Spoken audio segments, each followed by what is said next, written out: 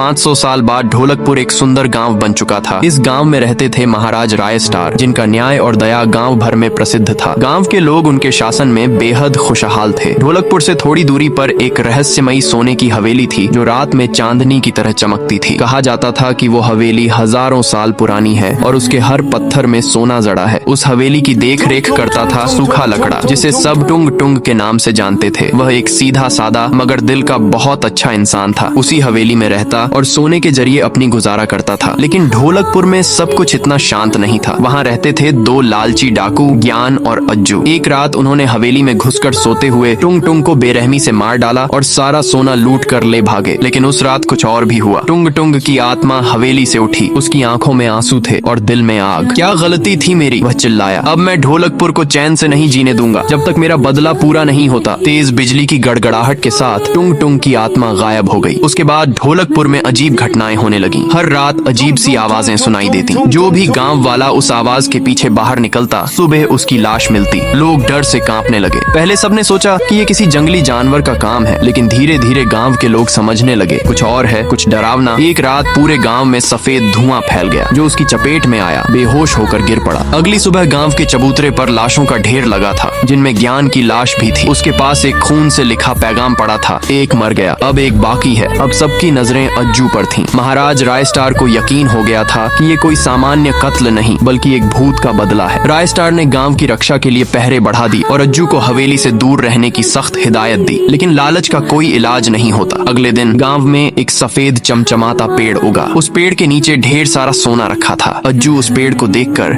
लोभ में अंधा हो गया। उसने सोने को छूने की कोशिश की, लेकिन जैसे ही वह पास गया, पेड़ की जड़ें उसे पकड़कर अपनी आग में समा गईं। वो जलकर राख हो गया। पेड़ ने अपना असली रूप दिखाया। वो कोई पेड़ नहीं था, बल्कि टुंग टुंग साहोर था। उसने गूंजती आवाज में कहा, मेरा बदला पूरा हुआ, अब ढोलकपुर में फिर से शांति होगी। उसके बाद हवेली की जगह एक सुंदर बगीचा बन गया और गांव के लोग फिर से हंसी खुशी जीवन बिताने लगे। ढोलकपुर फिर से शांत हो गया।